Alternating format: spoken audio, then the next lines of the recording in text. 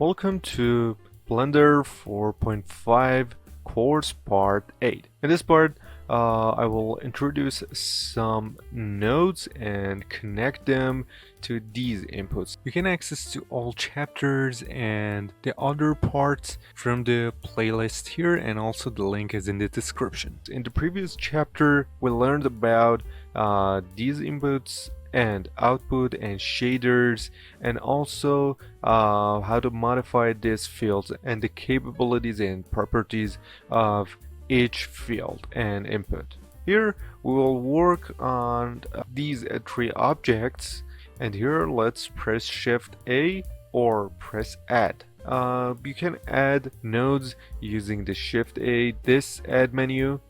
And in the previous chapter we worked with the shader section. Now let's work the texture section.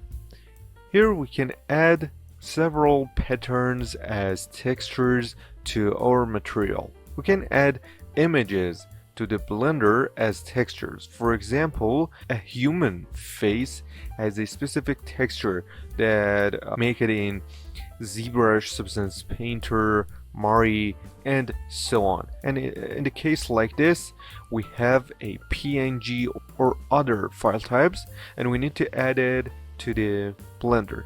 I will do it later. But now we have pre-made textures in Blender that we can call them procedural textures, because we can customize them using some specific fields. Let's start with the first one, brick texture, here added to the environment. As you can see, we have many inputs here, and we can modify them and customize our texture. To see its effect on the object, you can connect the color to the base color, because it gives you a pattern that you can connect it to the base color and see the color and result. Also, you can connect it to the metallic section, and a metallic pattern will be applied on your mesh, and roughness to rough and wet areas. But we have another output, and also we have another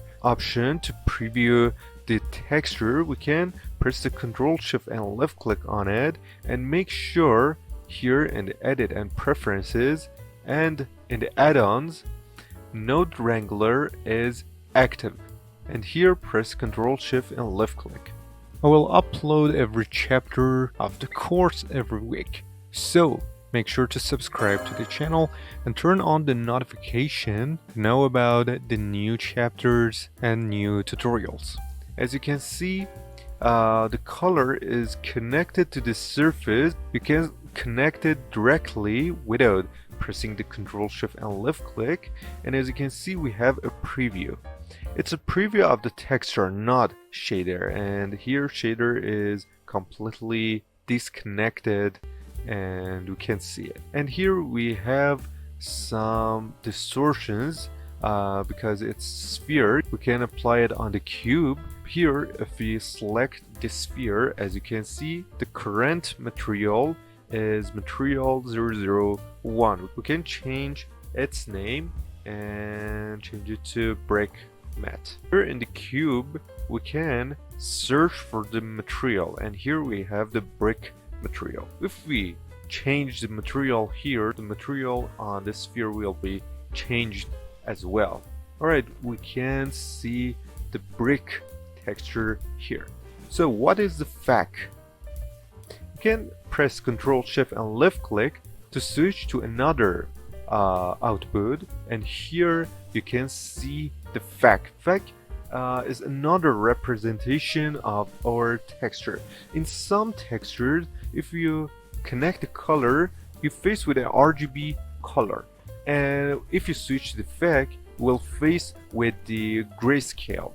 But brick texture just provides the grayscale texture, and with the FAC version we have another representation of the texture.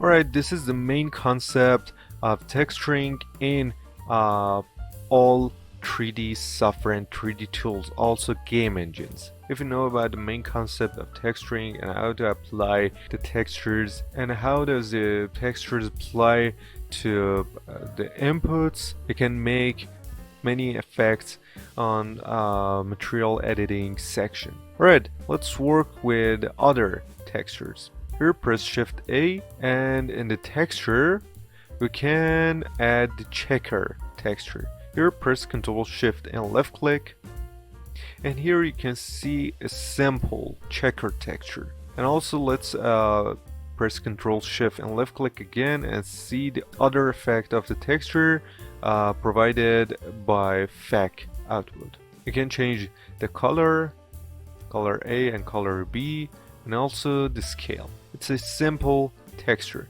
and you can do it to roughness, and here we can see some areas are rough and some areas are wet. Alright, the next texture is environment texture.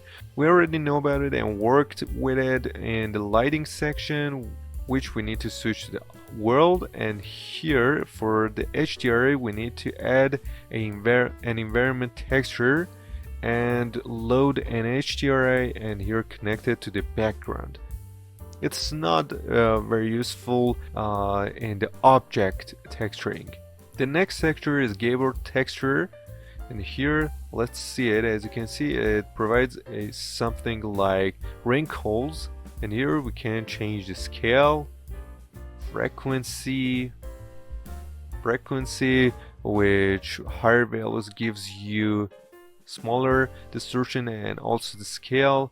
The next field is anisotropy, which is related to the distortions. Smaller values gives you more distorted effect, and also you can change the orientation of the effect. Also you can change its type, it's 3D or 2D. You can apply it on the surface, the entire surface, based on the 3D view, not 2D. On the 2D scenario, it considers the current 3D model is a 2D surface, not 3D. It will cut some edges in the background and we can't see the process, and applies the 2D, actually projects the 2D texture on the 2D spreaded object.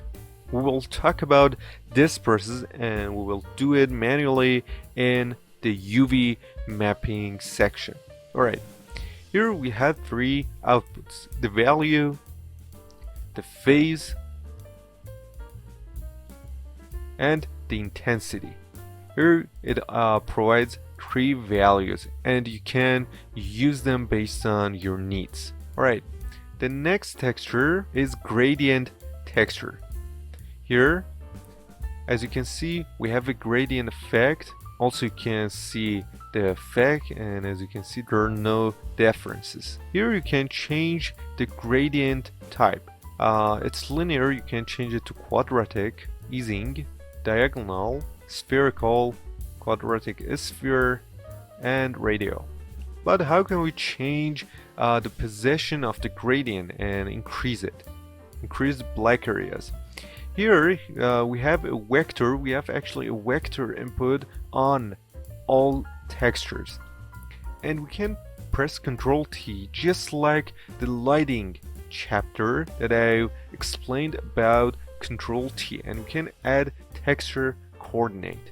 And here we can change the location X and change the position of the gradient. The Y value is not working here, and also the Z.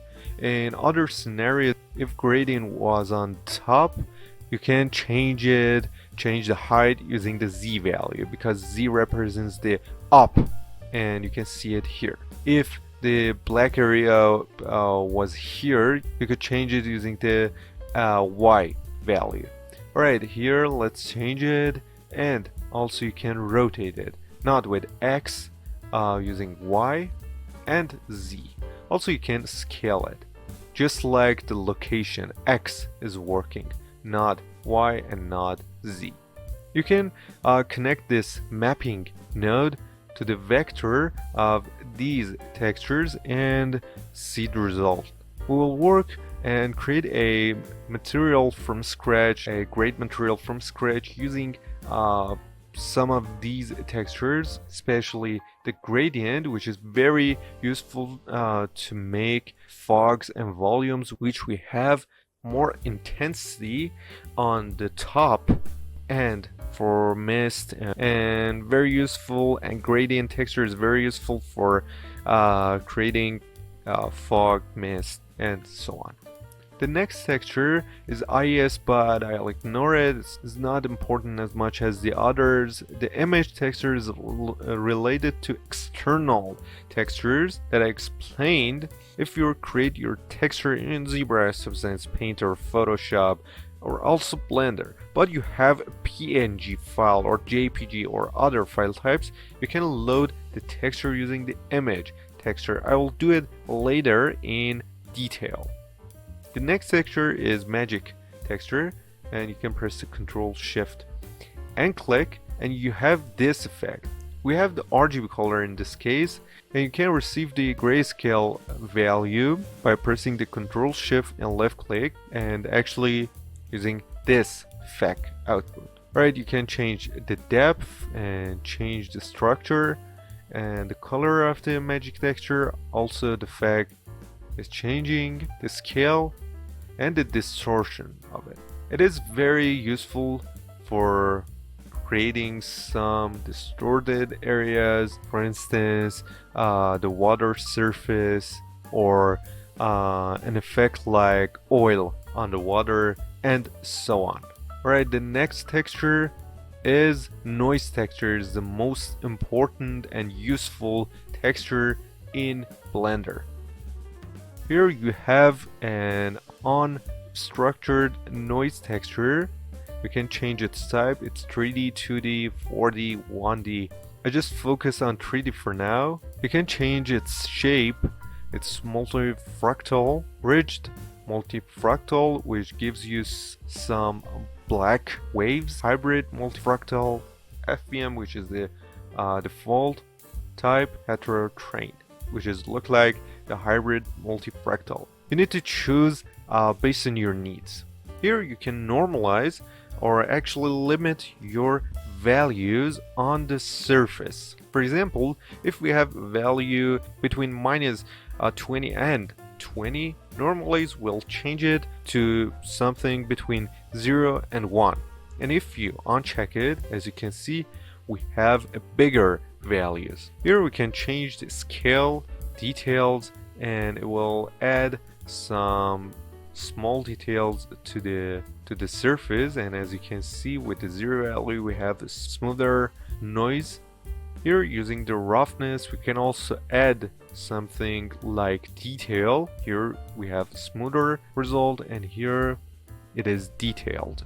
With the linearity, you can add something like micro noise to the surface, and you can add distortion to the result using the distortion value. And as you can see, it's not regular and unstructured, and very useful for many surfaces. I'll ignore point density and sky texture, and the next texture is Voronoi texture. It is important as well, and it gives you some spots and points, and here we can change the scale of it, the details of it. It is just look like the noise texture, and I will not explain some fields from scratch. It is very similar to the noise texture. Actually, in some other software, it comes with noise texture. Here you can increase or decrease the roughness. It is similar to the noise. We have detailed noise, and we have an extra field called random. We can set it to 0, and we don't have a random shape.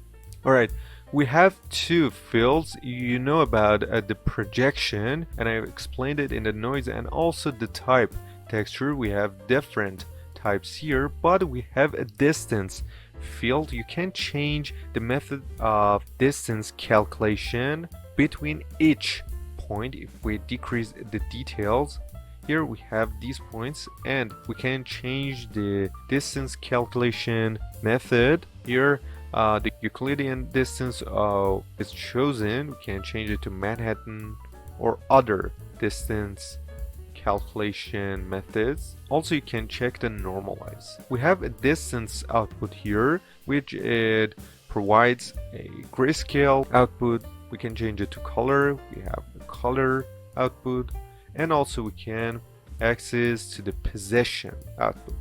Here color and position are RGB, but distance is grayscale. We can convert the RGB colors to grayscale and vice versa. Also, we can invert a grayscale, for instance, converting the white areas to the black and vice versa. But I'll explain these concepts in the future videos. The next texture is wave texture. Press Ctrl Shift and click.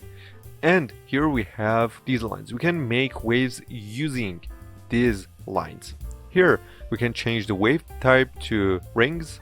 We can change the direction, and also we can change the shape of the waves. Alright, the scale value increases the wave count, the lines count. The distortion gives you an effect like wave. Actually, the distortion value is the most important part in this texture. You can add details to the waves or make them smoother. You can change the scale of the details. You can make the details rough, or you can change the offset of the waves. As you can see, these waves are generating in real time and they are procedural. This is using some codes to generating new waves based on some algorithms. Also, at the output we have the color and effect, just like other textures. Alright, the last texture is not as important as the others. Let's ignore it. And these are the main textures we will use in the future videos. And also, you know about the concept, how to apply the roughness, metallic, base color, and so on. Actually, you know about the core concept of material design in 3D tools. In the next section, I'll focus on creating a serious material for these objects.